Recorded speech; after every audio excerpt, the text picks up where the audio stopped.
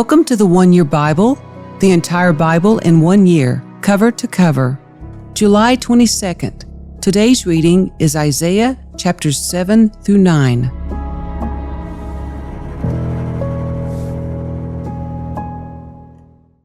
When Ahaz, son of Jotham and grandson of Uzziah, was king of Judah, King Rezin of Syria and Pekah, son of Remaliah, the king of Israel, set out to attack Jerusalem.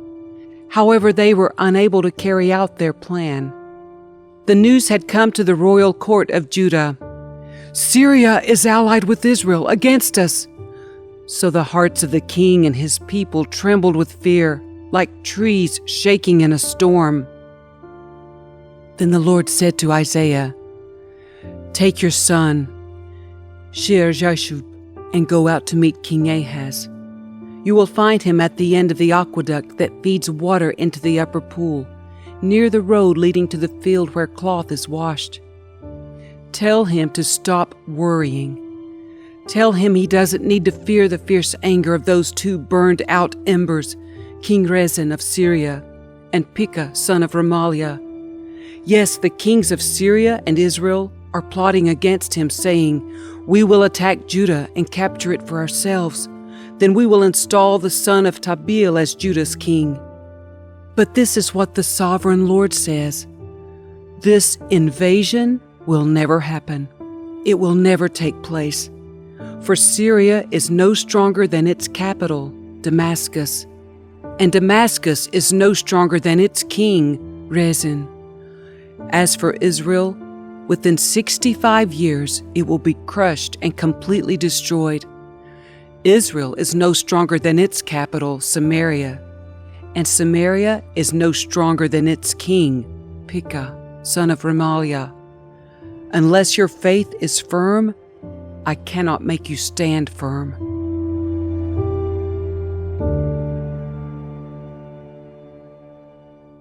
Later the Lord sent this message to King Ahaz. "Ask the Lord your God for a sign of confirmation, Ahaz. Make it as difficult as you want, as high as heaven or as deep as the place of the dead." But the king refused. "No," he said, "I will not test the Lord like that." Then Isaiah said, "Listen well, you royal family of David.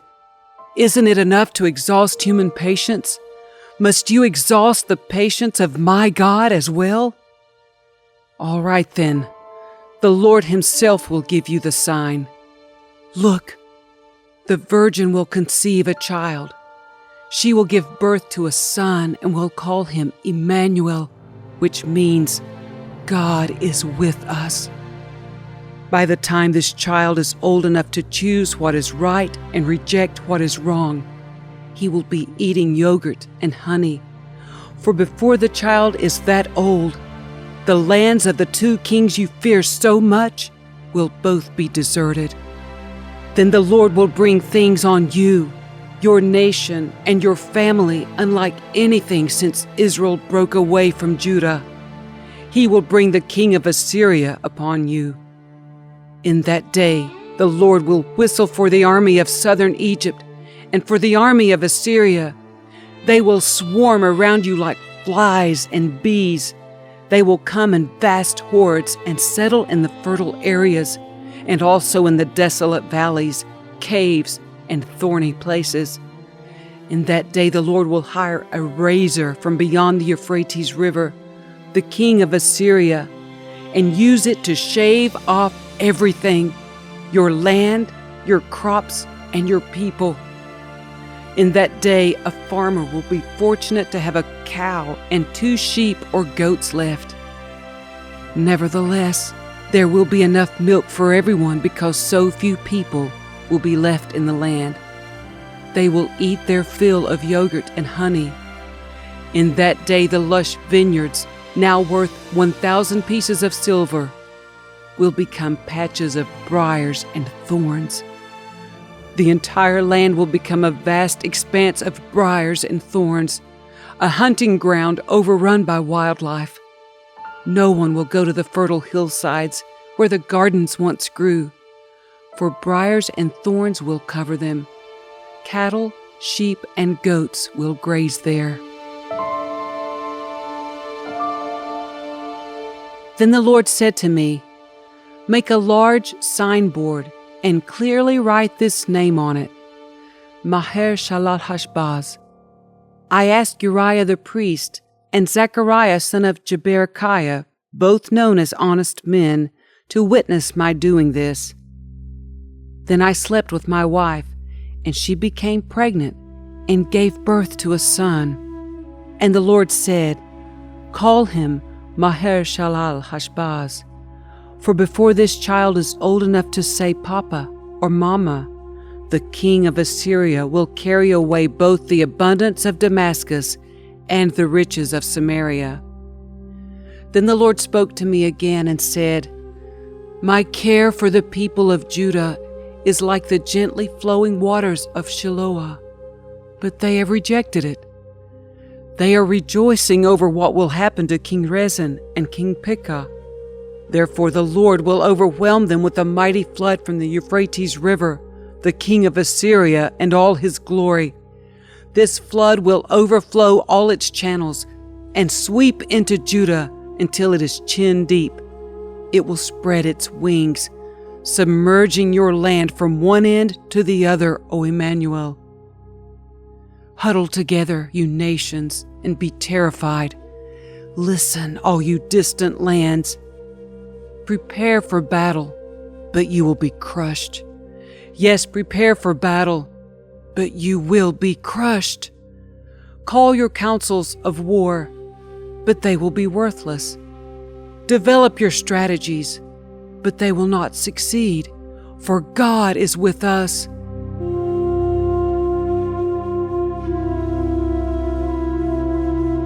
The Lord has given me a strong warning not to think like everyone else does.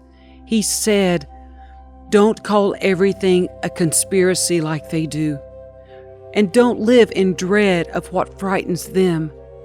Make the Lord of Heaven's armies holy in your life. He is the one you should fear. He is the one who should make you tremble. He will keep you safe. But to Israel and Judah, he will be a stone that makes people stumble, a rock that makes them fall. And for the people of Jerusalem, he will be a trap and a snare. Many will stumble and fall, never to rise again. They will be snared and captured. Preserve the teaching of God. Entrust his instructions to those who follow me. I will wait for the Lord, who has turned away from the descendants of Jacob. I will put my hope in him. I and the children the Lord has given me serve as signs and warnings to Israel from the Lord of Heaven's armies, who dwells in his temple on Mount Zion. Someone may say to you, "Let's ask the mediums and those who consult the spirits of the dead. With their whisperings and mutterings, they will tell us what to do." But shouldn't people ask God for guidance? Should the living seek guidance from the dead? Look to God's instructions and teachings. People who contradict his word are completely in the dark. They will go from one place to another, weary and hungry. And because they are hungry, they will rage and curse their king and their God. They will look up to heaven and down at the earth. But wherever they look, there will be trouble and anguish and dark despair. They will be thrown out into the darkness. Nevertheless, that time of darkness and despair will not go on forever. The land of Zebulun and Naphtali will be humbled, but there will be a time in the future when Galilee of the Gentiles, which lies along the road that runs between the Jordan and the sea, will be filled with glory. The people who walk in darkness will see a great light. For those who live in a land of deep darkness, a light will shine. You will enlarge the nation of Israel, and its people will rejoice. They will rejoice before you as people rejoice at the harvest, and like warriors dividing the plunder. For you will break the yoke of their slavery and lift the heavy burden from their shoulders. You will break the oppressor's rod, just as you did when you destroyed the army of Midian. The boots of the warrior and the uniforms blood-stained by war will all be burned. They will be fuel for the fire. For a child is born to us, a son is given to us. The government will rest on his shoulders, and he will be called Wonderful Counselor, Mighty God, Everlasting Father, Prince of Peace. His government and its peace will never end. He will rule with fairness and justice from the throne of his ancestor David for all eternity. The passionate commitment of the Lord of Heaven's armies will make this happen. The Lord has spoken out against Jacob. His judgment has fallen upon Israel. And the people of Israel and Samaria, who spoke with such pride and arrogance, will soon know it. They said, "We will replace the broken bricks of our ruins with finished stone, and replant the felled sycamore fig trees with cedars." But the Lord will bring Rezin's enemies against Israel and stir up all their foes. The Syrians from the east and the Philistines from the west will bare their fangs and devour Israel. But even then the Lord's anger will not be satisfied. His fist is still poised to strike. For after all this punishment, the people will still not repent. They will not seek the Lord of Heaven's armies. Therefore, in a single day, the Lord will destroy both the head and the tail, the noble palm branch and the lowly reed. The leaders of Israel are the head, and the lying prophets are the tail. For the leaders of the people have misled them. They have led them down the path of destruction. That is why the Lord takes no pleasure in the young men, and shows no mercy even to the widows and orphans. For they are all wicked hypocrites, and they all speak foolishness. But even then the Lord's anger will not be satisfied. His fist is still poised to strike. This wickedness is like a brush fire.